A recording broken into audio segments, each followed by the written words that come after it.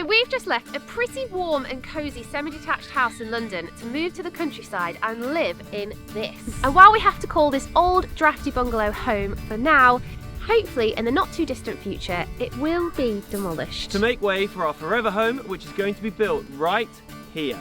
We are going to build a 4-bed family home with carport and annexe, and hopefully the whole thing will run off solar power. So when we originally took on this plot, we absolutely fell in love with the views, and the initial plan was to extend and renovate the current bungalow. But we started working with some excellent architects in Stamford, RTK. They've been brilliant. And since working with them, this project has taken on a life of its own. Slow and gentle, Poppy. 2 words that you really don't understand yet. So where do you even begin trying to build your forever home? We sat down with the architect and we started to talk about a few non-negotiables for our family home. We wanted a functional, cosy family home that we can grow into and live in for a really long time. We spoke about access via a boot room. You know, we've got 2 young kids. We're gonna have mucky rugby boots, football boots, maybe a dog one day, who knows, but living on a farm, the house is going to be messy. So a big boot room was a non-negotiable.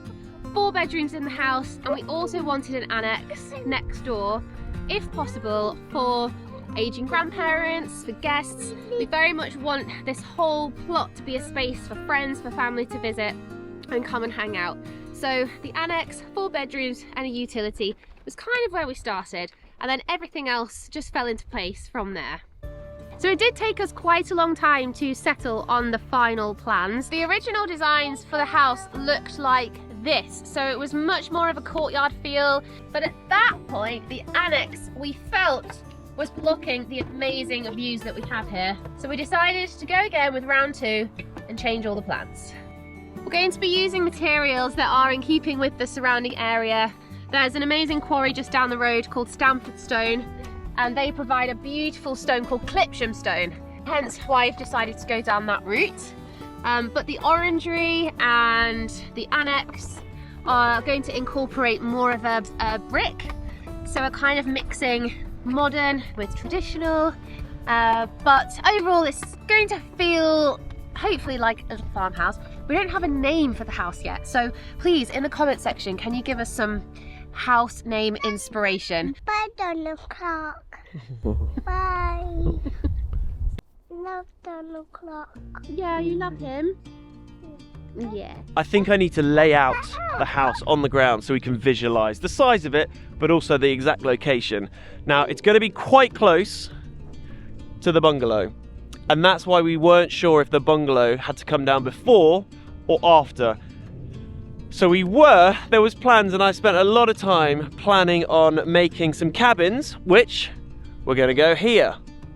An absolutely beautiful view, but we ended up holding off on spending all of that money. Annoyingly, we did spend £3,000 on windows and doors and all sorts, so we need to get rid of them. So if you're in the business of secondhand windows and you want to buy a load of ours, please get in touch, because I need to get rid of them.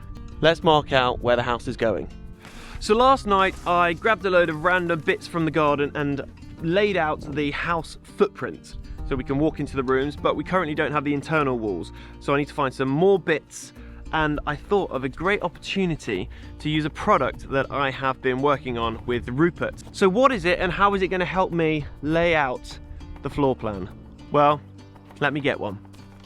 So these right here are extra long Brio tracks. So you can make ramps, you can make really long bridges. They are super flexible, but they then go back to their original shape. And really, look, I don't know how far you want to do it. If that was wood, that would have snapped by now. If you want to get one for your child, your grandchild, you will also be supporting Rupert's first business. So what are we going to use them for? I'm going to lay out the rooms with these. That right there is the utility wall. Okay, so I'm currently in the utility, and that is 3 meters wide by 4. 1, 2, 3, 4. So you're talking, yeah, so it's basically that room there.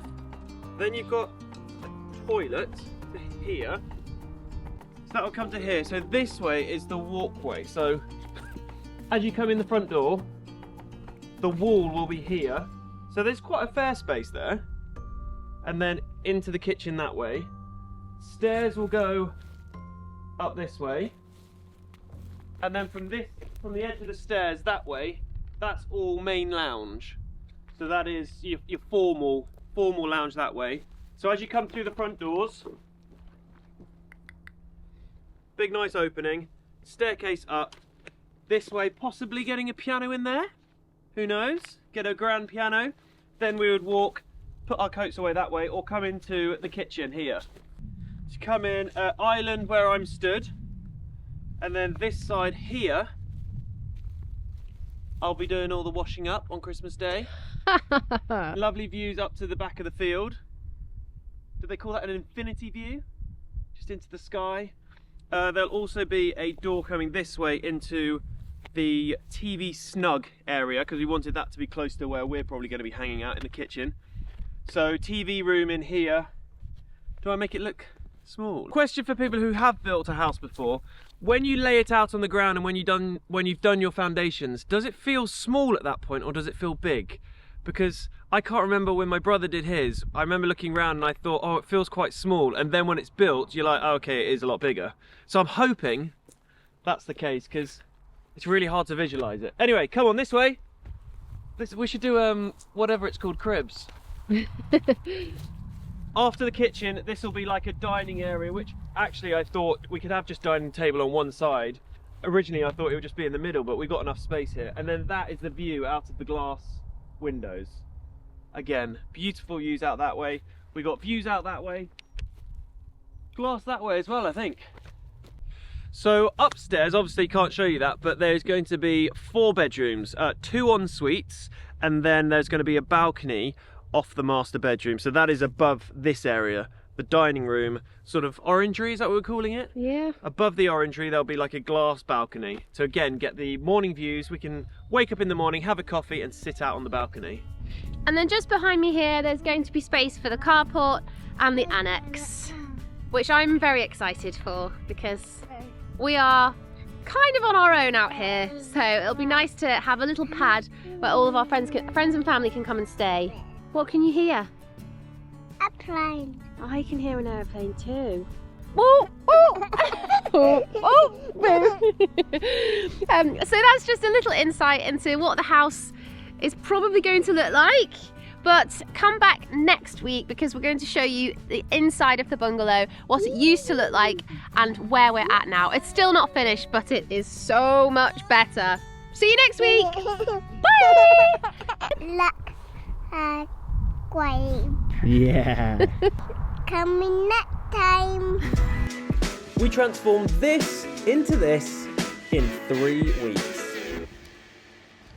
Can I do a little bit of filming? Can you see me? Our new house is going to be right here.